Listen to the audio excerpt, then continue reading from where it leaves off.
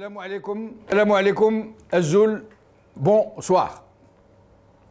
Ça peut paraître affreusement petit bourgeois et très simpliste de le dire, mais je crois que si les Occidentaux ont atteint le niveau de développement qui est le leur, qu'il soit enviable ou pas, et pas nous, ce n'est pas seulement le fruit d'une quelconque prédisposition raciale, ni d'un génie intrinsèque, ni de la puissance militaire, économique ou du potentiel naturel des territoires, non. Ce niveau de développement, cette profusion d'espaces verts en Occident, ce civisme ambiant, cette attitude citoyenne qui va de soi, alors que c'est tout le contraire chez nous, où nous ne produisons presque rien de ce que nous consommons, cette absence d'espace vert, cet incivisme à en revendre et cette absence de citoyenneté ne sont pas des attitudes innées, mais des dispositions culturelles profondément inséminées et qui nous viennent de très loin. Oui, inséminées, acquises au fil des contingences, des longues périodes de servitude, d'occupation, d'humiliation.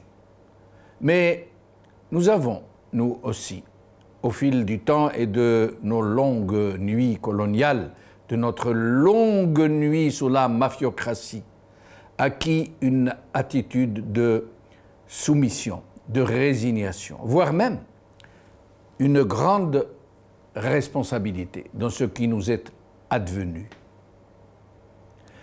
Même si nous refusons obstinément de le reconnaître, voire même d'en parler seulement.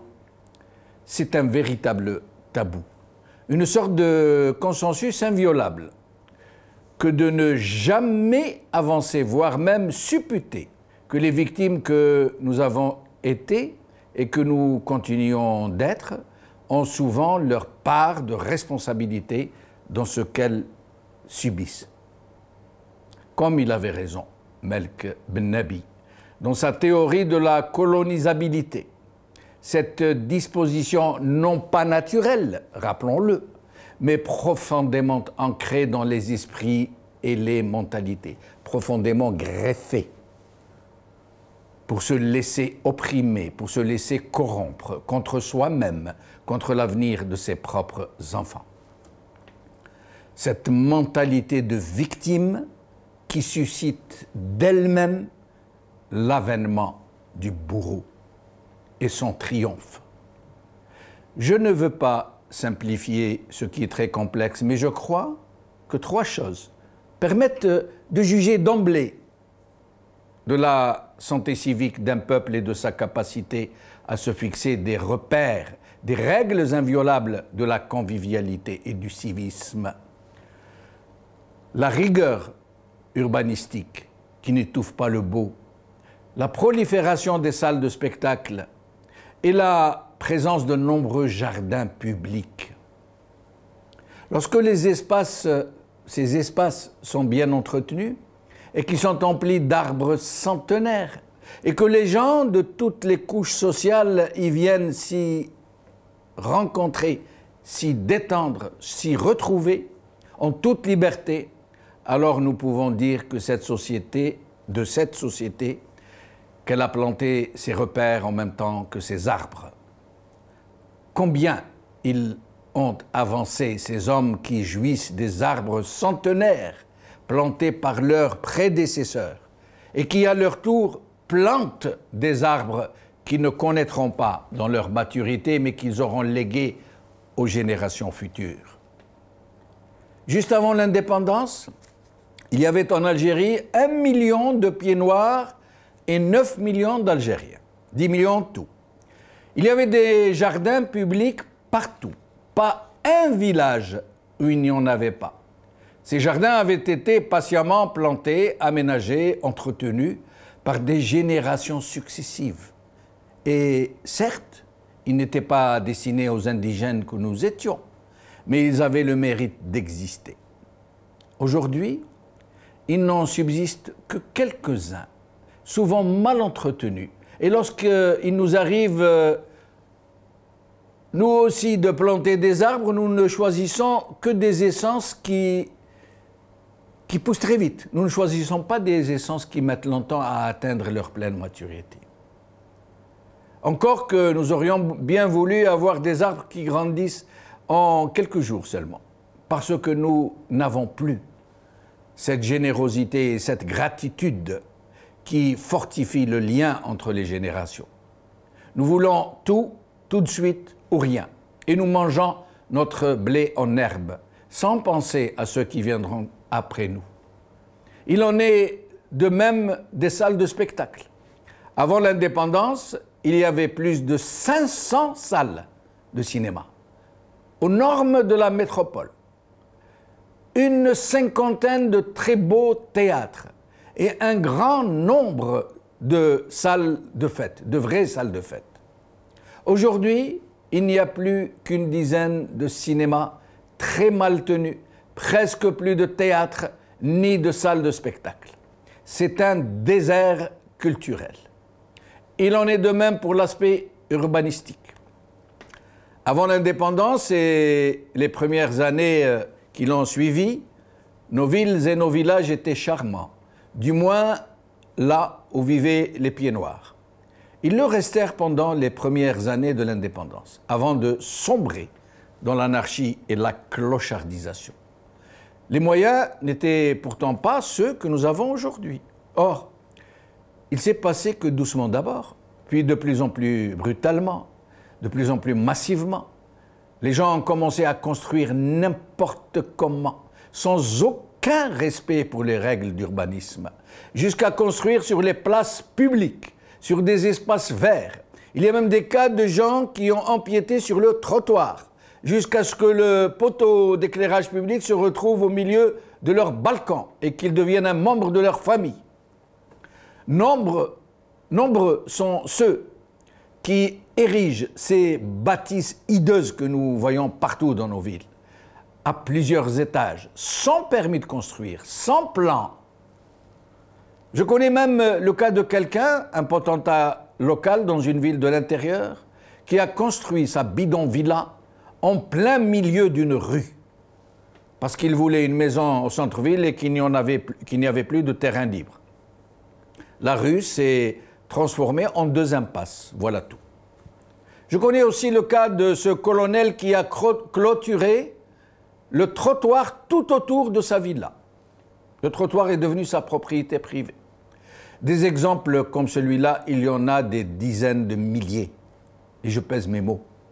Je connais aussi le cas de gens qui ont accaparé une cour d'école, un espace vert, une placette publique ou tout autre terrain public et qui y ont bâti leur grosse maison en toute impunité. La question est comment en sommes-nous arrivés là?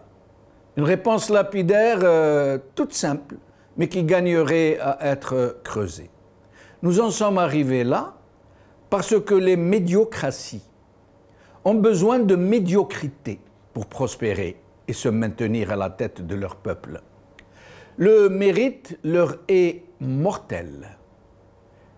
Il leur est donc vital de mettre en place un système qui soit bâti sur l'anarchie, la gabegie, le non-droit, la violence, le mensonge, la mystification de l'histoire. Mais le pire est que la médiocratisation de la société devient très vite exponentielle. Plus elle s'installe et plus ses effets se multiplient jusqu'à aboutir à une totale débâcle, à une totale faillite et qui peut mener à l'éclatement des nations.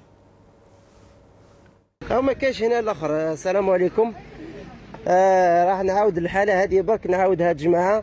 راهي حاله يعني تشوف القلب. شوفوا العائله هذه كيما راكم تشوفوا فيهم، راهم بالولاد بالنساء، حتى الحاجه كبيره في عمرها 92 سنه راهي مريضه بالزهايمر، راهي بايته برا ولا واحد طلع عليهم. قرعه ما كانش باش تشرب قرعه، باش تشرب الدواء تاعها ما كانش، راهي بايته برا. راكم تشوفوا هاي تحت الباراسول، دوك راه حراجي فاطمه صلو جاب لنا الحليب كثر خير الناس قاعدين من الناس اللي قاعدين يعاونوا بعضهم فقط.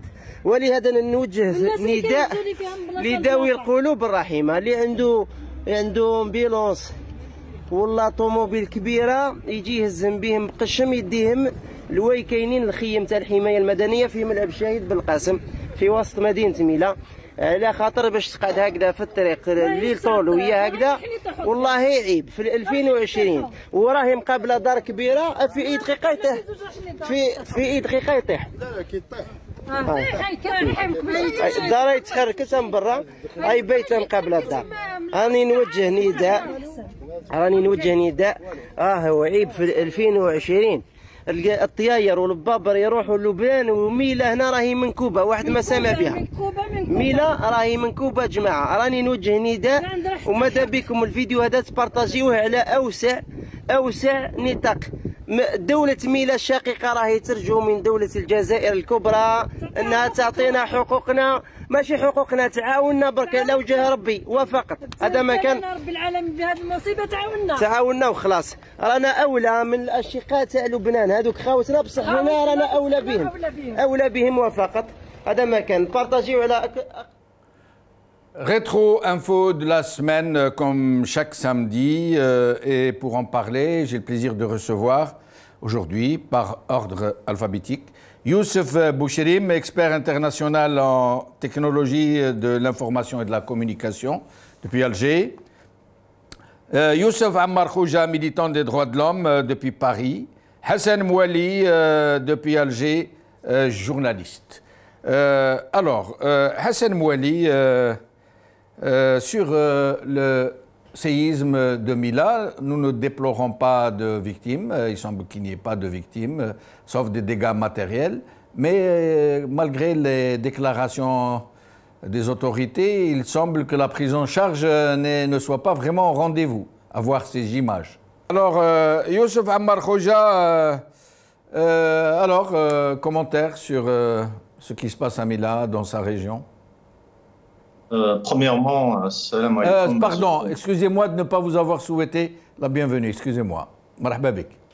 Marhaba bik, donc je disais salam alaikum à Zulf Lawan, bonsoir à tous nos compatriotes. Et bien sûr, une pensée à nos concitoyens de Mila qui sont actuellement abandonnés par, comme tu disais, Khouya Jamal, cette médiocratie qui fait que la priorité pour elle, c'est de montrer une façade jolie et civilisée vis-à-vis de l'étranger, notamment des millions de dollars qui ont été envoyés en matériel et aide bien sûr, à nos frères les Libanais qui méritent une aide, mais cependant, je crois que le peuple en a encore plus besoin, et particulièrement nos compatriotes de Mila. Et n'en parlons pas de tout ce qui se passe dans le secteur sanitaire, dans le secteur médical, pardon, et chez nos compatriotes courageux et héroïques, les pompiers et les médecins et le personnel médical qui est en train de faire de son mieux avec le peu de moyens que nous avons au pays. Je les salue d'ici et nous sommes tous reconnaissants à ces deux secteurs qui sont dévastés par l'abandon de cette médiocratie. Et voilà. Et restez avec nous, faire un tour de micro. Youssef Boucherim, merci d'avoir accepté notre invitation. Merci pour l'invitation, c'est Jamal. Bonsoir à vous, bonsoir tout le monde, tous les invités, aux téléspectateurs. Merci.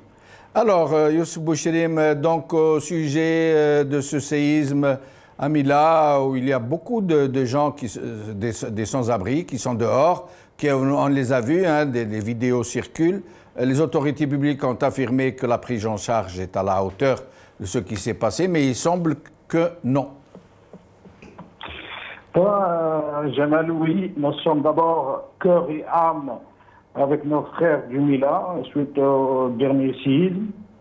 Ça, c'est dans la nature du régime qu'il abandonne toujours le peuple algérien. L'Algérie, il l'a transformé comme propriété.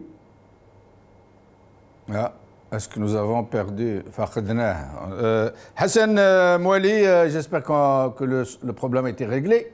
Hassan. Merci d'avoir accepté notre invitation, Hassan. Je t'en prie, Jamal, avec plaisir. Il y a un problème de son. Je crois qu'on va devoir faire comme la dernière fois. Il faut appeler Hassan sur son fixe. Il sera avec nous en image parce que l'image est très bonne. Mais l'image, donc on va vous appeler sur le fixe. Allô? Hassan. Alors, je reviens à Youssef.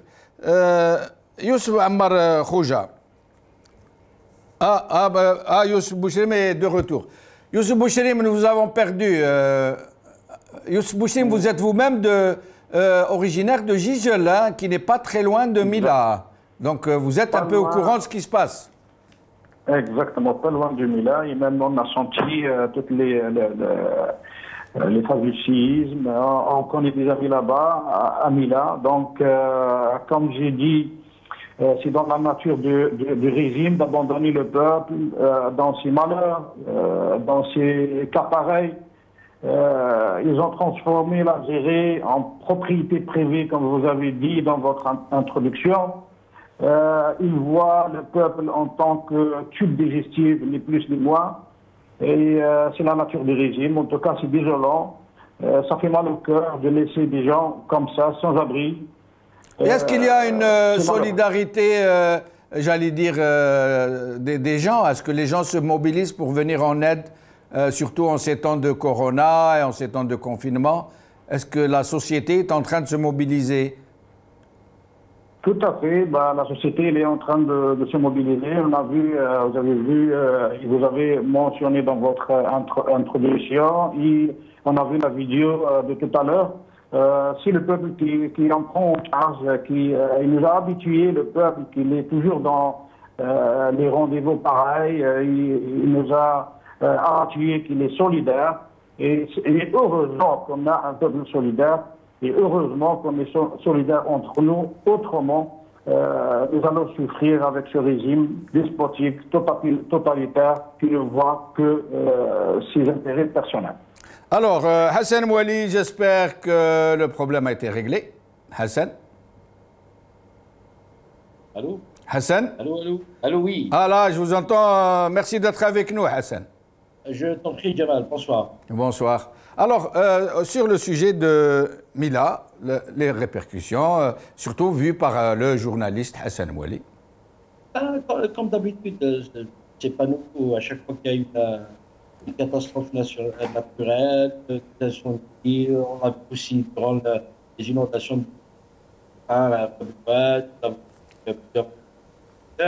c'est toujours des Hassan, on ne vous entend pas bien. Il faut ramener Hassan avec le téléphone fixe, comme la dernière fois, parce que le son est très mauvais, on n'entend rien. Alors, le temps de revenir à Hassan. Youssef Ammar Khouja, nous allons donc entamer les sujets de la semaine. Il y a eu de très graves révélations de M. Honoré, le PDG de l'ANEP. D'ailleurs, on ne comprend pas très bien ce qu'il a incité à faire de telles déclarations. Est-ce que ça vient d'en haut? Est-ce qu'il a pris l'initiative de faire... Encore que tout le monde connaissait la vérité qu'il nous a assénée. Mais nous apprenons que la NEP, non seulement elle servait à arroser la presse pour soutenir le régime, mais nous apprenons surtout que le gaspillage est énorme. Plus de 12 000 milliards partis en fumée. Et généralement pour des journaux qui ne paraissent même pas, des journaux qui appartiennent à des pontes du régime, à des barons du régime, à des clients du régime. Alors, Youssef, sur ce point. Bien sûr, nous avons entendu parler de cette affaire qui est un scandale, mais pas nouveau, parce que les gens qui suivent bien les événements au pays, on est au courant depuis plus de... Enfin, pour ma personne, on est au courant de ça depuis plus d'un an. On sait que la NEP, c'était une planche à billets pour les apparatchiks du pouvoir, pour créer des torchons et se financer directement à partir de la NEP.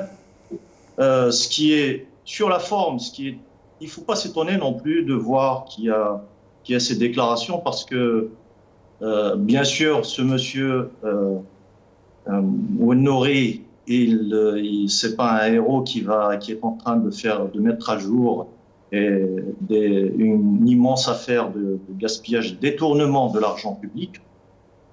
C'est tout simplement, ça rentre dans le cadre de la lutte des clans. Et voilà, maintenant qu'on voit, il y a des journaux qui sont... Maintenant, toute la presse algérienne, malheureusement... Vous pensez que ces révélations procèdent d'une démarche de règlement de clan?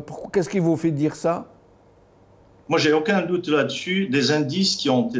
C'est que quand on voit, par exemple, des journaux qui étaient un peu critiques durant la période de Gaïd Salah, et maintenant qui sont devenus pratiquement des oui-oui, et il est évident qu'il y a toujours cette lutte au sommet de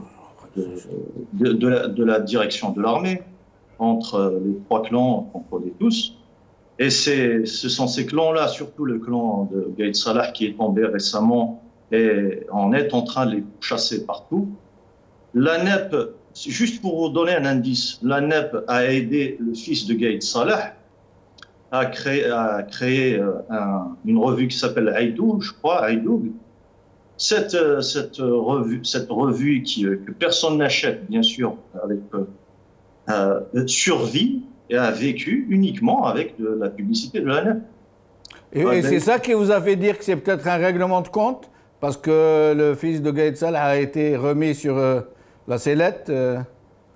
Pas simplement, mais voilà des indices. Donc c'est un indice qui dit long sur le fait que la NEP, maintenant qu'elle ne sert plus le cercle qui est en train d'influencer le pouvoir au plus haut sommet de la mafia des généraux, la NEP n'est plus un outil utile parce que tout simplement, maintenant, toute la presse est muselée, donc il n'y a pas cette carotte financière qui voudrait acheter des alliés dans des journalistes et des journaux.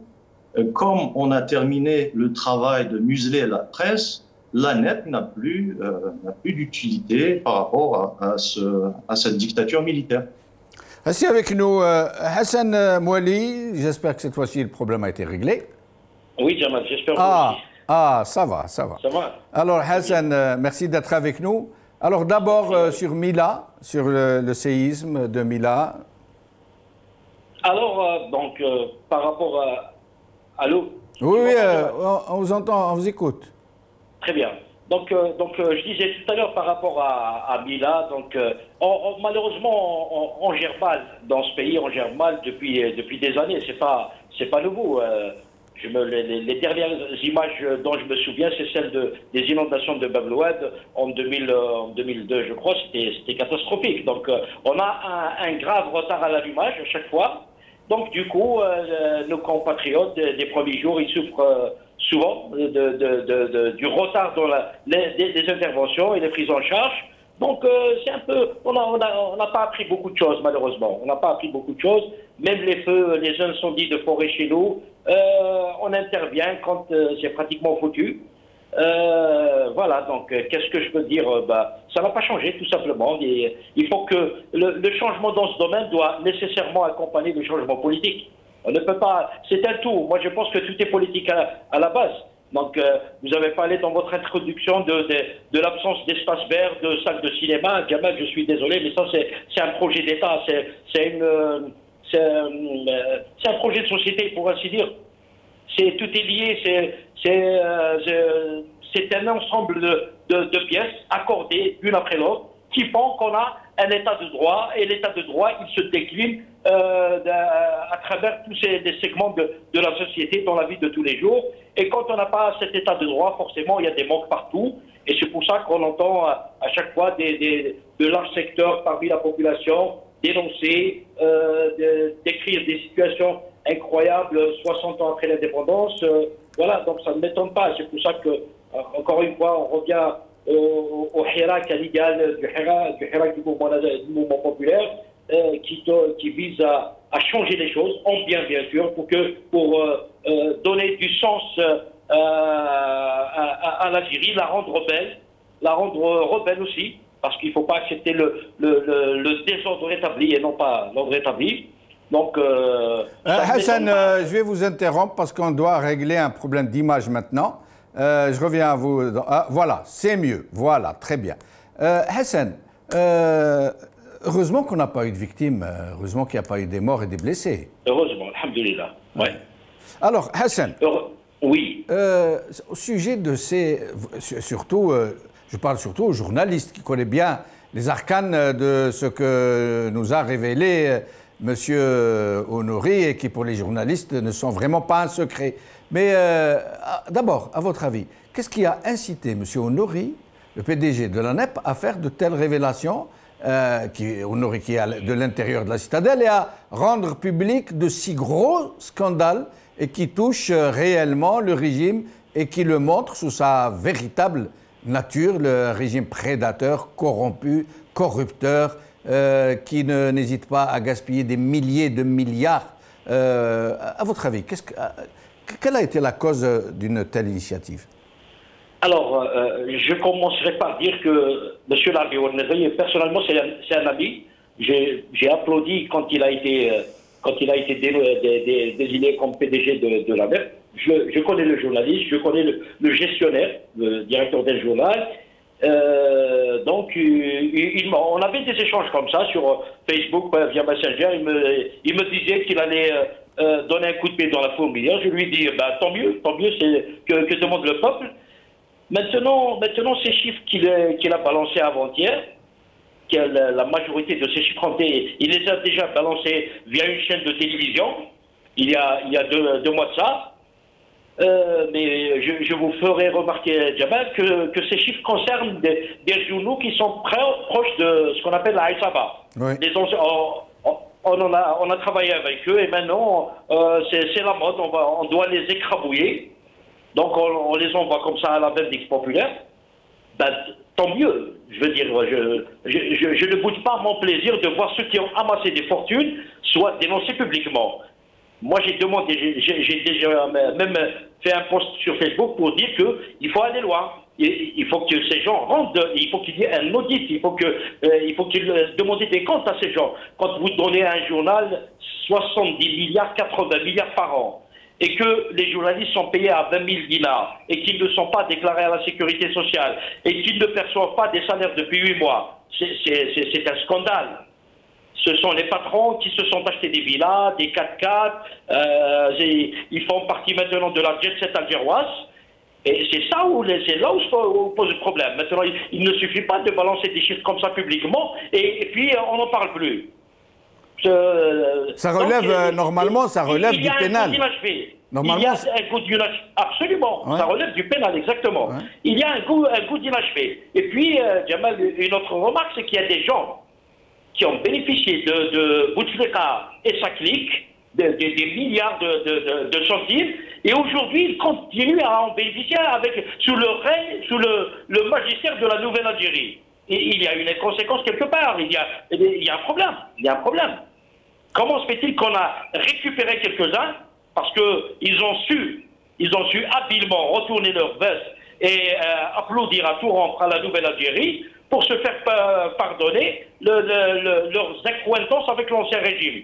Donc, il y a un problème. Ce n'est pas sain. Est-ce que c'est juste une façon c'est une opération de com qui consiste à dire aux Algériens, voyez ce qu'a fait le Bouteflika et sa clique, nous, on va changer les choses. De ce point de vue-là, je pense que c'est raté. C'est raté parce que nous, dans le monde de la presse, nous connaissons beaucoup de patrons de presse et de journalistes qui ont largement bénéficié des 20 ans de Bouteflika et ils continuent jusqu'à présent. Et je reviens à vous, j'ai d'autres questions à Hassan Mouali pour vous. Alors, Youssef Bouchrim, sur ce sujet, donc ces révélations du PDG de l'ANEP, qu'est-ce que ça cache selon vous? Qu'est-ce que cela vous a fait? Quel est votre sentiment sur cette curieuse affaire? Oui, à mon avis, Jamal, le problème ou le scandale des parts publicitaires distribuées par l'ANEP n'est pas une surprise pour moi en tout cas. La seule surprise, c'est peut-être les chiffres exorbitants de 40, 30, voire plus milliards de centimes par journal. Ça, c'est trop.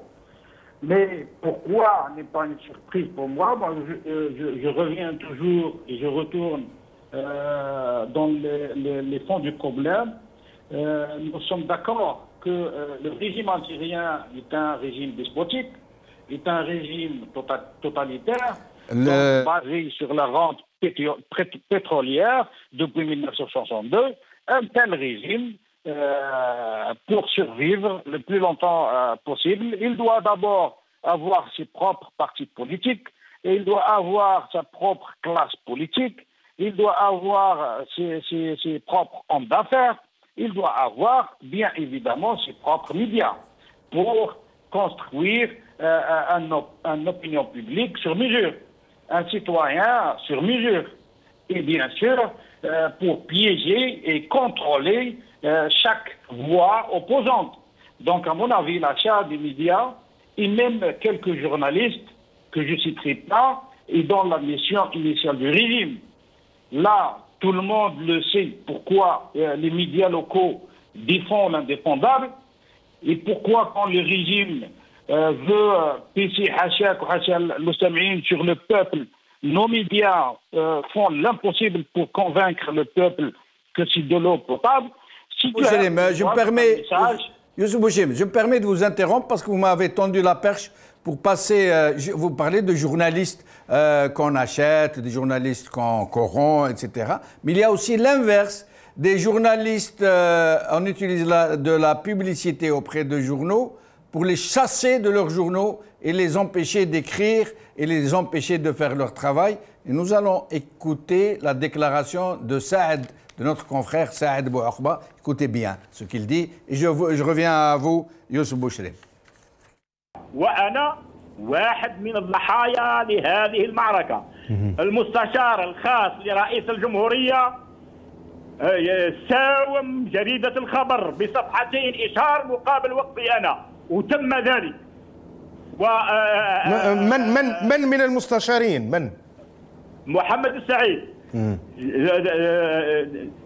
قام بعملية ابتزاز للخبر، قال لهم باش نعطيكم صفحتين تاع إشهار لازم تحبسوا بوعقبة، وتمت العملية وأنا على بالي فيها.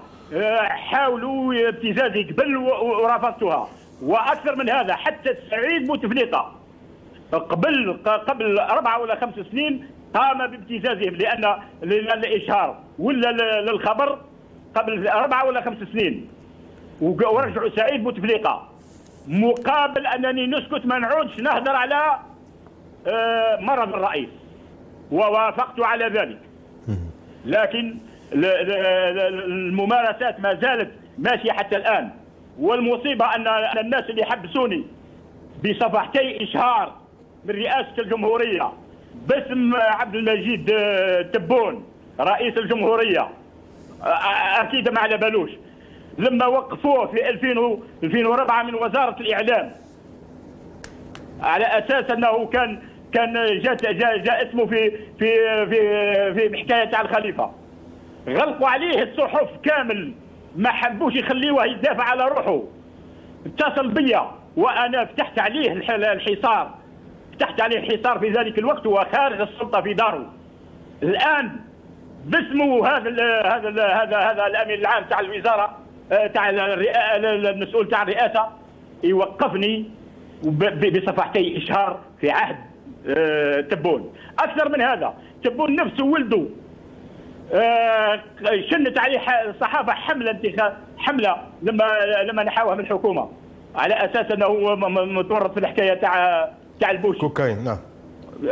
الحكاية تاع البوشي، وما عطاولوش حتى حق يدافع على نفسه، ورزما أنه ولا رئيس وانصفته العدالة. نفس الحكاية ما اكتفاوش أنهم يعاقبوني يحبسوني على الكتابة، قاموا حتى بمتابعة ابنتي راحت في لندن موظفة في وزارة الخارجية باه يدخلوها، وأنا سعيد أنهم يدخلوها. لأن علاش؟ لأن كي يدخلوها يحرروني تماما، وهذيك الساعة نرى لهم الأخضر واليابس، لن أسكت، ما يسكتنيش إلا الرصاص. Vous ne l'acceptez pas, c'est vous le patron de l'État. Il faut dire quelqu'un d'autre. Moi, je parle, je prends les responsabilités. Vous êtes entraîneur national, vous répondez. Voilà, Youssef Bouchem, on est en train de dire aux journalistes, taisez-vous en achetant leurs journaux à coups de pub pour les mettre dehors, les mettre dans la rue. Youssef Bouchem. Exactement, donc c'est le même régime, c'est les mêmes pratiques. Saad Bouakba est un cas parmi plusieurs. On sait tous que Drami est toujours en prison, on sait tous que Abdelhaï est toujours en prison. Donc les mêmes méthodes, les mêmes pratiques, du même régime. Et c'est la même chose, on ne va pas s'en sortir, on va rester toujours tourné au rang. C'est comme ça, c'est un régime despotique, un régime totalitaire. Il ne considère même pas l'existence du peuple. Restez avec nous. Youssef Ammar Khoja, sur cette utilisation de l'argent de la pub, non seulement pour acheter les journaux, leur faire dire ce qu'on veut, maintenant c'est même pour liquider, pour se délester de journalistes, des journalistes qui sont un tant soit peu gênants pour le régime et qui liquident maintenant en se servant cet argent de la pub.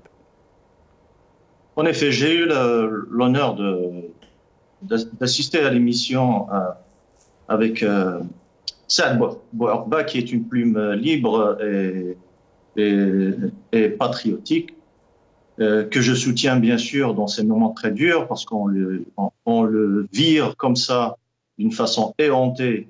Comme je disais au début, c'est que maintenant, ils ont pu racheter toutes les voix qui étaient libres, et certaines, comme notre grand frère Saad Bouakba, restent des voix et des plumes libres, et c'est pour ça qu'on est en train de les punir, bien sûr financièrement et par un harcèlement judiciaire.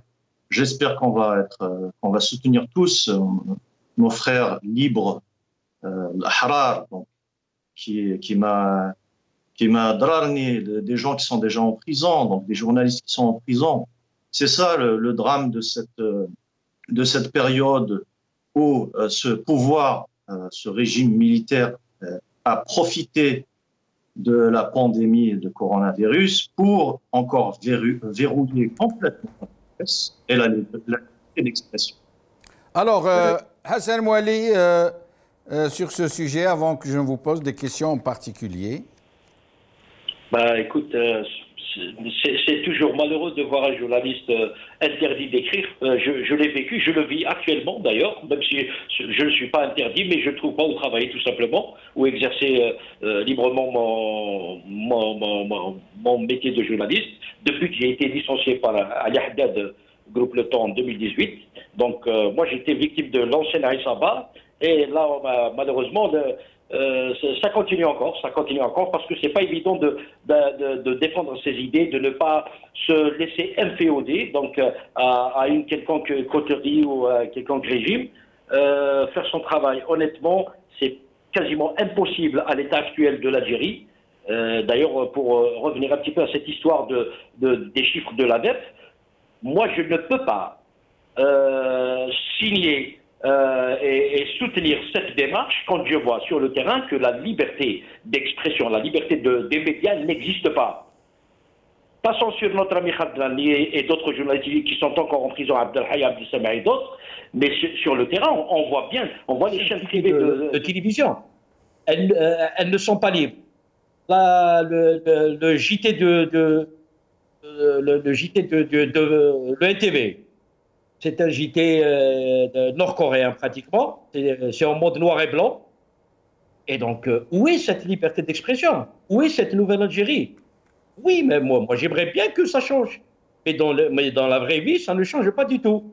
Alors donc, tout ça a balancé les milliards de l'ancien régime. La majorité de ceux qui dénoncent aujourd'hui étaient dans les structures de l'État à l'époque. L'actuel président, il était ministre, Premier ministre, M. Oudouri, il était aussi directeur d'un journal public. D'ailleurs, je profite pour réclamer aussi les sous et les dessous de la presse publique.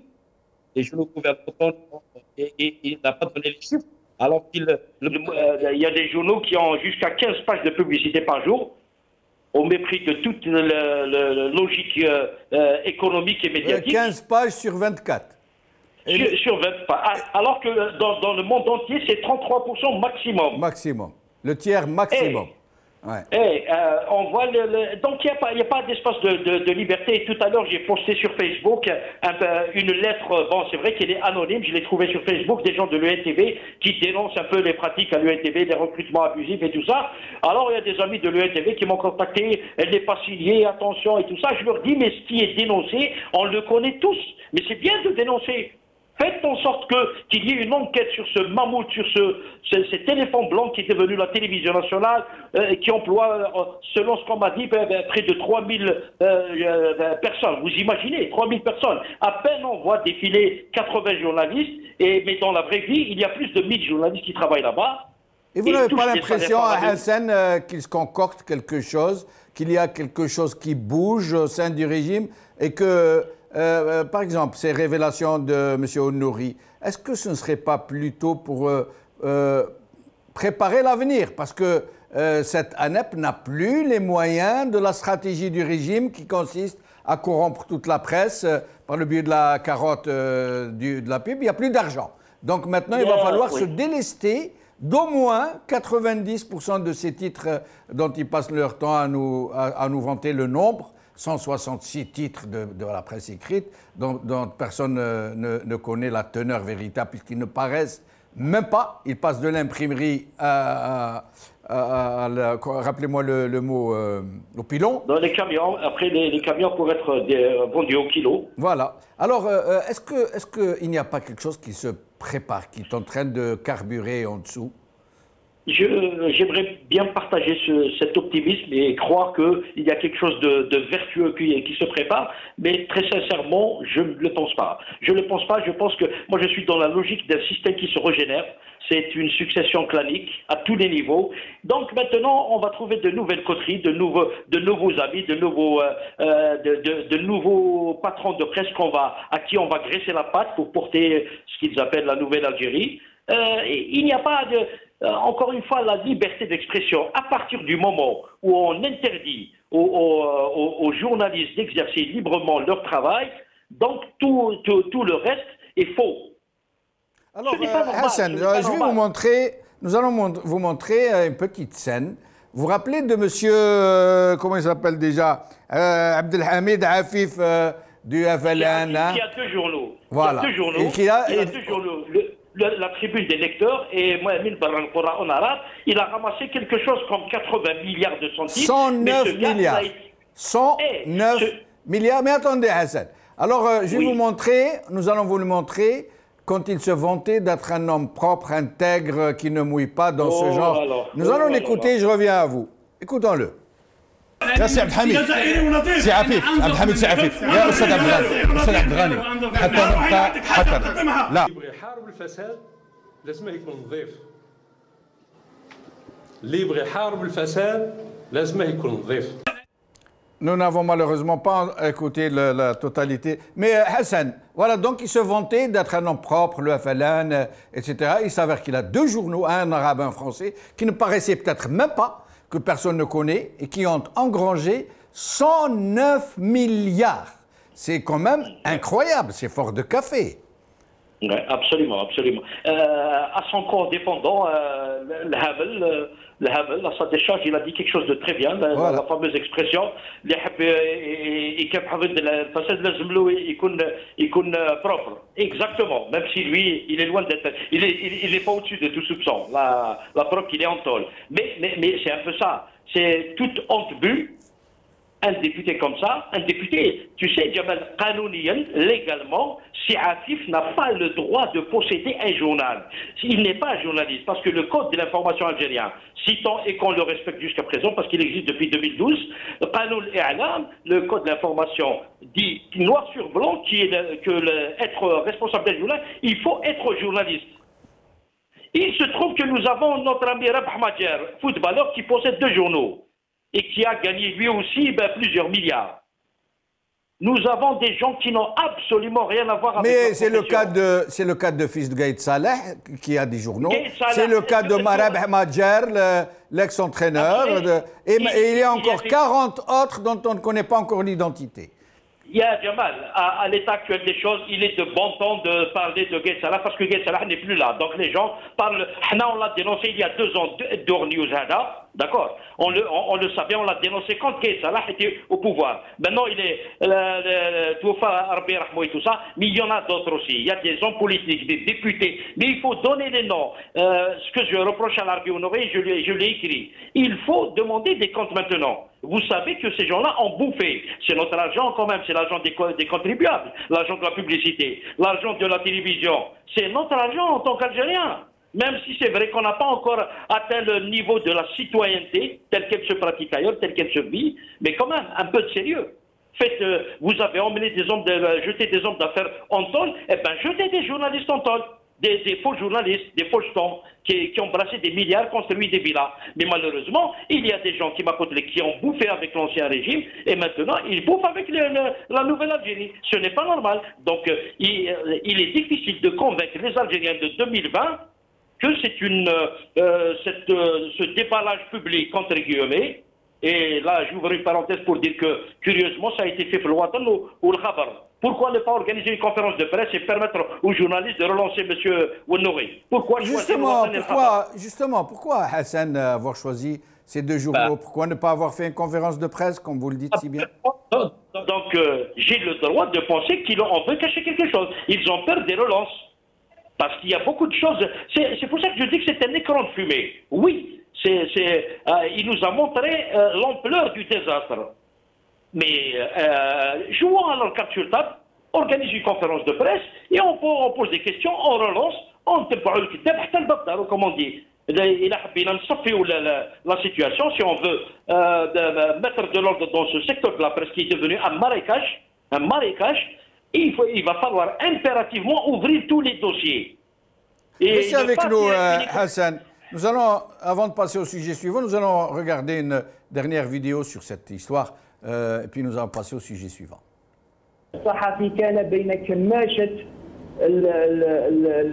السلطة التي تقمع حرية التعبير وبين كماشة ملاك الجرائد الذين يفرضون ظروف اجتماعية مزرية على الصحفيين، وهذا التحالف غير المعلن بين ملاك الجرائد وبين السلطة في الحقيقة كان على حساب حرية الصحفي، على حساب قوت الصحفي، وعلى حساب أنه الصحفي يتحرك وينظم نفسه ويؤسس نقابات وينشط سواء بشكل جماعي يعني في الساحة أو داخل جريدته من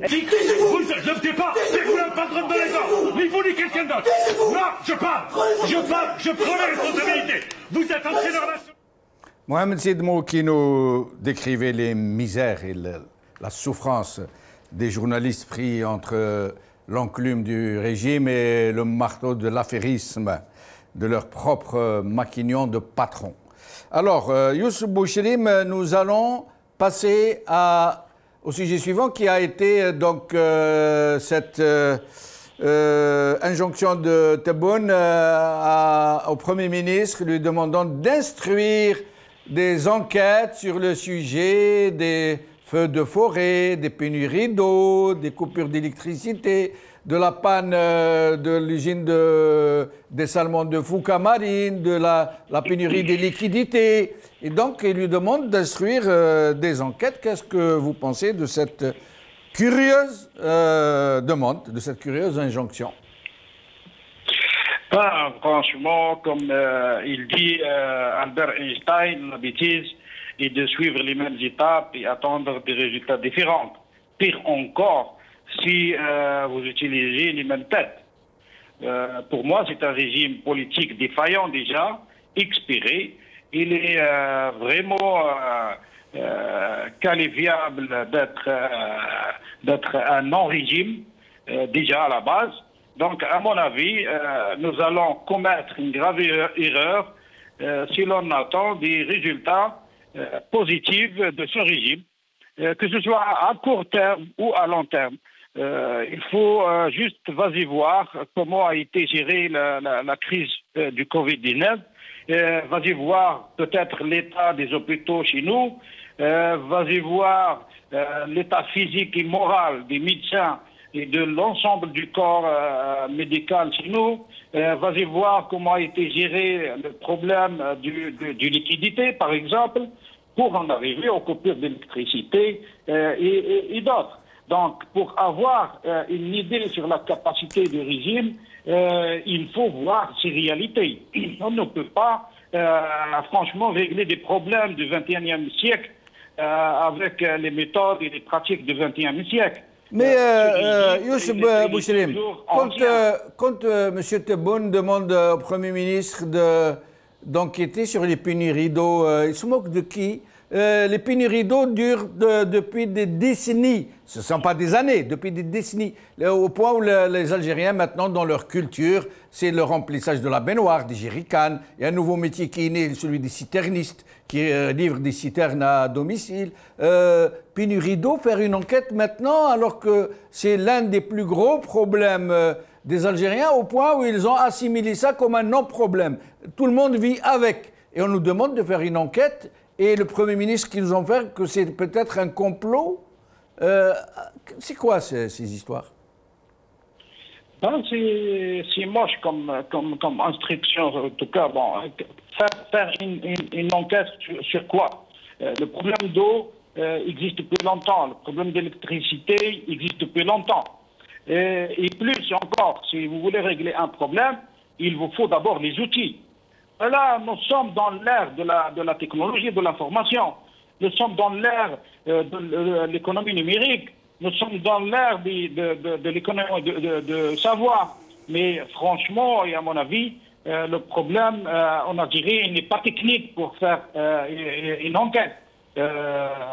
En Algérie, on a des techniciens, on a des experts, on a des ingénieurs de haut niveau pour faire des enquêtes. Mais franchement aussi, je peux citer aussi la technologie la même, parce qu'on ne peut pas régler les mêmes problèmes, comme j'ai dit, du XXe siècle avec des pratiques du XXe siècle.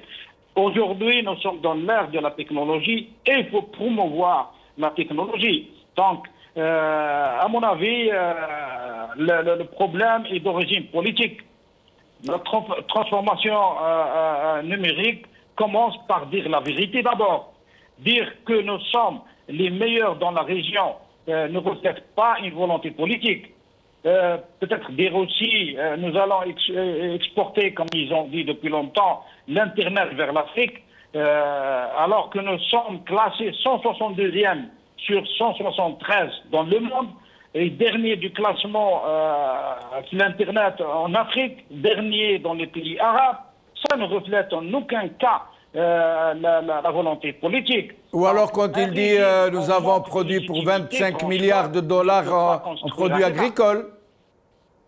Voilà. Ou quand il dit nous allons exporter de l'essence et du mazout à partir de 2021. Et ils disent aussi qu'ils vont exporter aussi de l'électricité, alors que nous sommes en manque, alors qu'ils demandent au Premier ministre d'ouvrir une enquête sur la coupure d'électricité en Algérie. Donc, à mon avis, un régime qui est en manque de légitimité ne peut pas construire un État moderne. Un peuple qui n'a pas de confiance à ses dirigeants ne peut pas participer à la construction. Franchement, c'est un régime complètement. Le peuple il n'en a pas de confiance, donc je ne vois pas d'où ils vont ramener les solutions et comment ils vont trouver les solutions, parce que pour trouver une solution, il faut d'abord avoir les hommes spécialistes. Deuxièmement, il faut avoir les outils. Troisièmement, il faut avoir les méthodes. Donc là, les méthodes utilisées sont des méthodes très anciennes qui n'ont aucune relation avec le XXIe siècle, franchement. Restez avec nous, Youssef Bouchrim. Youssef Ammar Khouja, je vais vous donner un exemple tout clair concernant les pénuries d'eau. Vous savez qu'il y a beaucoup de déperdition des eaux de pluie. Quand la pluie tombe, normalement, on fait en sorte de recueillir toute l'eau de la pluie dans des barrages, dans des retenues collinaires, dans des centrales, etc. etc. Or, il semble que les eaux de pluie, les déperditions des eaux de pluie, soient, je ne veux même pas dire le chiffre, ça approche de plus de 90%. de l'eau qui tombe du ciel et qui part, qu'on n'utilise pas. Mais sinon, pour la seule déperdition due aux canalisations, ça veut dire des canalisations qui sont trop vétustes ou des canalisations qui souffrent de malfaçons fautives, ça veut dire des entrepreneurs qui ont mal fait le boulot et donc toute l'eau qui arrive part. Vous savez combien on perd d'eau due aux seules canalisations? 33%, le tiers. Le tiers de l'eau part en pure perte parce que les canalisations sont mauvaises. Et M. Tebboune qui demande à son Premier ministre de faire une enquête sur ça. En effet, c'est malheureux, parce que tous ces problèmes-là sont systémiques au système lui-même. Quand vous avez un système de mafia qui est détenu par une poignée de généraux et qui n'ont de souci que de dévaliser et de voler les ressources du pays, donc on ne s'étonne pas de voir qu'il y a une négligence totale des secteurs régaliens et vitaux, surtout tous les secteurs publics, passant par l'hydraulique, la santé, l'agriculture, l'électricité, le gaz, les infrastructures de transport. Tout ça, ce sont normalement des secteurs régaliens où l'État doit avoir un mot et doit assurer un minimum de vie digne aux citoyens. Donc, quand vous vous rappelez juste avant la mascarade des élections du 12 décembre dernier, M. Tebboune disait qu'il savait où était l'argent volé, des dizaines de milliards de dollars, et que dès son élection, il ferait le nécessaire pour récupérer cet argent de l'étranger, donc qui a été détourné par une poignée de généraux, par bien sûr l'oligarchie, dont une partie est en prison, mais dont une autre partie est à l'extérieur, et une autre partie qui a été libérée. Donc toujours dans le cadre... Et une autre partie qui est toujours aux commandes du pays. Absolument. Donc il y a une partie, il y a un clan qui a après le décès de Gaïd Salah, donc un clan qui a pris le pouvoir et qui est en lutte avec deux autres clans et qui a libéré certains de ces oligarques qui lui sont très proches. Voilà, donc honnêtement, parler du ruissellement ou de la captation des eaux de pluie, j'espère qu'on qu'on prendra ce problème au sérieux à partir du moment où on réglera la situation politique du pays, c'est-à-dire l'installation d'une république, d'une vraie république démocratique et civile, et que les militaires reviennent à leur rôle institutionnel qui est celui de protéger la nation et les frontières de la nation et de ne plus se mêler de la politique. Ça, c'est extrêmement important.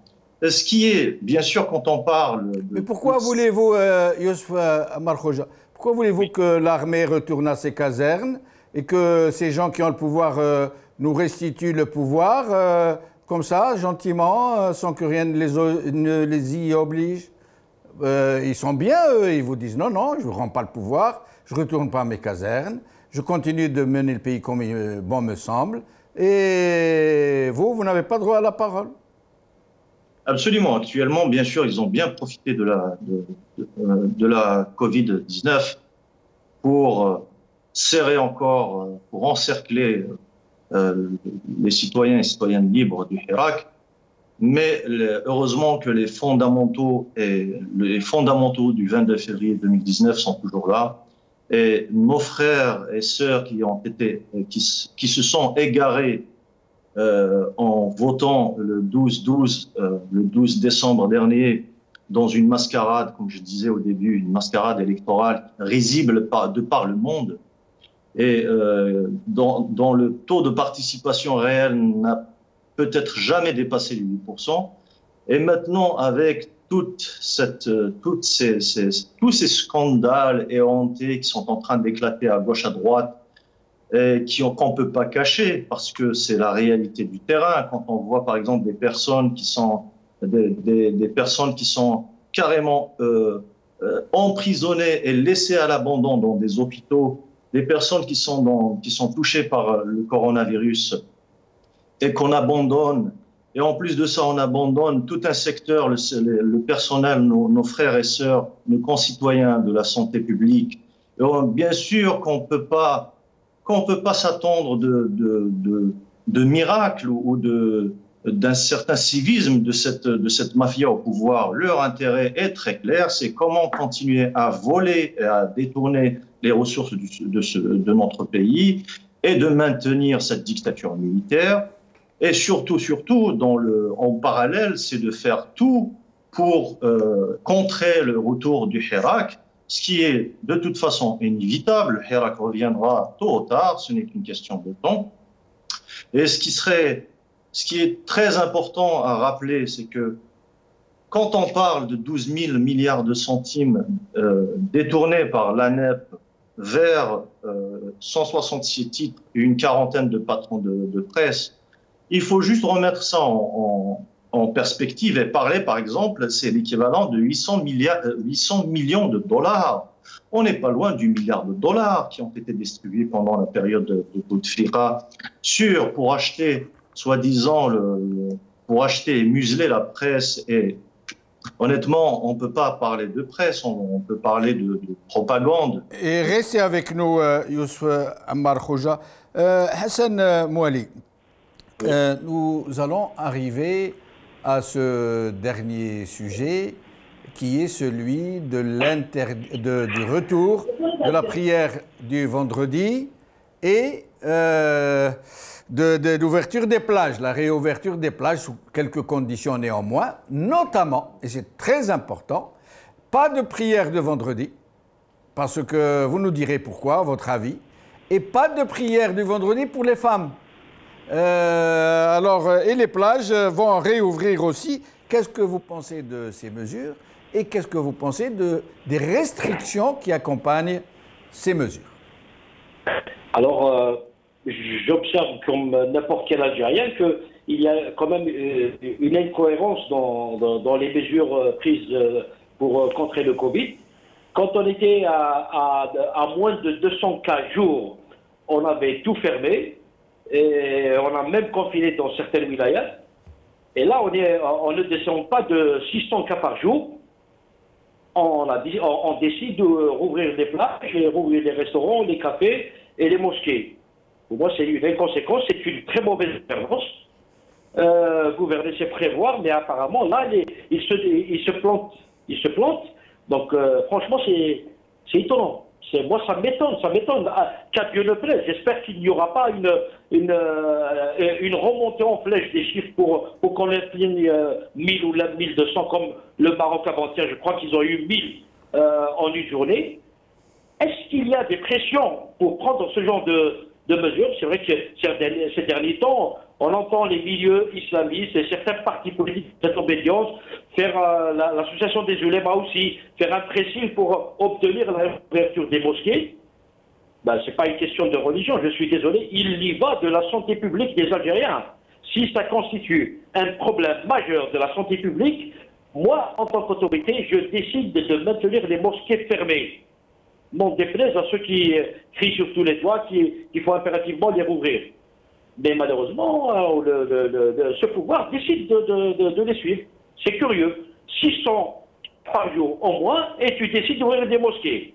Bon, maintenant pour Hassan, mais il n'y a pas que les mosquées, il y a les attroupements autour des bureaux de poste, il y a les attroupements dans les souks, dans les marchés, ça veut dire qu'ils ne sont pas à quelques mosquées près. J'ai peut-être développé trop sur les mosquées, mais c'est en fait tous les espaces publics. C'est-à-dire, tant qu'à faire, continue le championnat de football. Pourquoi l'arrêter alors? Puisque tu ouvres les mosquées, les cafés, les restaurants, peut-être les parkings, les parcs. Bon, on ne peut pas parler de structure culturelle parce que nous n'en avons pas. Dans ton introduction, tu as bien dit qu'il n'y a ni salle de cinéma, ni théâtre, ni rien du tout. Donc, malheureusement, on n'a pas ce genre de structure. Mais ce que j'observe, c'est que les chiffres de contamination font de plus en plus peur. Je me demande pourquoi on a décidé maintenant qu'on va ouvrir ces espaces fermés. au moment où les... Et au sein de cette... Et dans cette décision, pourquoi avoir écarté la possibilité de la prière du vendredi et pourquoi avoir interdit aux femmes, qui sont des citoyennes à part entière, le droit de participer à ces prières dans les mosquées? Alors, pour les femmes, franchement, je ne comprends absolument rien. Je ne vois pas pourquoi faire du sexisme dans cette histoire. Les femmes, peut-être, elles sont nettement plus précautionneuses que les hommes.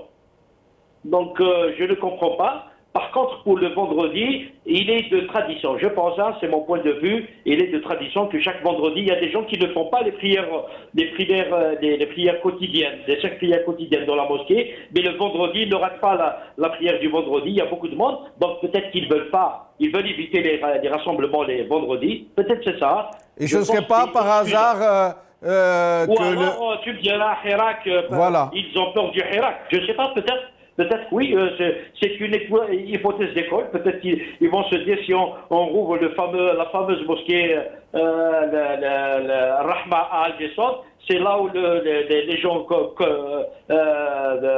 ça pourrait repartir, quoi. Oui, ça peut repartir. C'est vrai que c'est un élément à prendre en considération. Certainement, ils ont dû penser à ça.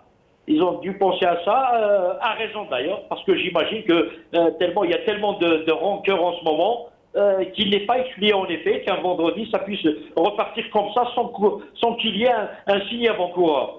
Il suffit d'un rien et Hirak et puis ça peut.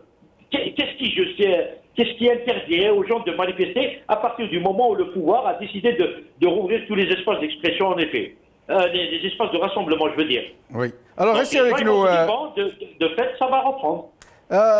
Youssef Boucherim, sur cette décision de réouvrir les mosquées et les plages, mais avec des restrictions, notamment pour les mosquées seulement de plus de 1000 pratiquants, et interdit aux femmes, interdit la prière du vendredi.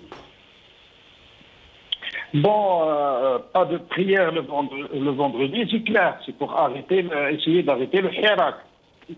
Chose qui n'est pas possible. Dans le même sens, interdire les femmes, car les femmes ont été les piliers du hirak, spécialement pour protéger le pacifisme du peuple. De l'autre côté, je remarque que c'est un indice clair que le régime a peur du hirak, et aussi un régime qui est en crise. Mais là, il faut souligner que la crise est la crise du régime, elle n'est pas la crise du peuple. Donc, qu'il assume, il trouve des solutions, mais franchement, je m'en doute. Donc, qu'il est capable de le faire. Il faut savoir que depuis le 22 février 2019, le peuple revendique un État de droit, un État civil et démocratique. Je peux aller plus loin. J'ai écouté dernièrement des revendications du peuple juste après l'indépendance. Ils ont les mêmes revendications. Donc, la preuve, pourquoi des hommes comme Aït Ahmed, par exemple, ou Mohamed Boudiaf, ou Farhat Abbas, président du gouvernement provisoire et de l'Assemblée nationale, Aït Ahmed, ministre d'État et vice-président du gouvernement provisoire. La même chose pour Mohamed Boudiaf, sont fondateurs principaux du FLN. Comment expliquez-vous l'entrée de ces hommes en opposition tout de suite après l'indépendance? Ça, c'est clair. Franchement, si c'est une indépendance confisquée, telle que décrite par Farhat Abbas, ou un assassinat de la révolution, comme témoigne Amir Bourga. Donc, il ne va pas aller loin ce régime. Le peuple est bien déterminé pour fonder un État de droit. Donc, tôt ou tard, on va le faire. Alors, question que j'avais posée à Hassan Ouali tout à l'heure. Vous n'avez pas l'impression, comme ça, la sensation très nette que ce régime est en train de se fissurer de l'intérieur? Bien sûr, il est en train de se fissurer. Bien sûr, ça c'est des indices clairs. Donc, avoir peur d'un hirak, des revendications pacifiques, des revendications d'un état de droit, c'est vraiment grave. Ça veut dire que ce régime ne veut pas aucune solution. Donc là, le régime, il est en train de perdre une occasion en or. Ce peuple, il est en train de revendiquer des choses pacifiques, des choses politiques, purement politiques. Moi, je ne m'en doute pas quand dans le futur proche, il va y avoir des formes de tension, de revendications spécialement sociales et non pas politiques. Et là, la solution de ces problèmes est vraiment différente. Donc, au lieu d'écouter un peuple pacifique qui réclame des revendications clairement politiques avec une conscience extraordinaire, avec un pacifisme, non, ils ne veulent pas résoudre le problème, ils veulent encore continuer. Donc le souci du régime est de continuer. Ils n'ont pas de trouver des solutions pour l'Algérie. Et là, c'est le problème. Donc, moi, je leur dis, écoutez le peuple, parce que la solution, on doit résoudre les problèmes de l'Algérie ensemble. Vous ne pouvez pas résoudre les problèmes de l'Algérie tout seul, parce que l'Algérie est unie. L'Algérien maintenant, et tous les Algériens, ils sont unis. Ils sont bien déterminés. Ils ne sont sortis pas pour des revendications purement politiques. Il faut les écouter. Et restez avec nous, nous allons faire un dernier tour de micro. Youssouf Ammar Khoja, sur ce sujet de la réouverture des mosquées et des plages. Sachant que déjà c'est une réouverture partielle. Et donc c'est une preuve du ridicule de cette poignée au pouvoir, de cette poignée de militaires au pouvoir. Sachant que depuis le 15 mai, par exemple, ici en France et dans tous les autres pays d'Europe et d'Occident, depuis le 15 mai, les lieux de culte, pas seulement les mosquées, sont ouverts aux pratiquants. Je ne suis pas là pour défendre, comme certains pourraient le dire, défendre une religion sur une autre. Je suis moi-même pas pratiquant, mais nous avons défendu depuis des mois l'ouverture des mosquées aux croyants, tout simplement parce que nous avons vu ici qu'il n'y a aucun risque sur la santé publique.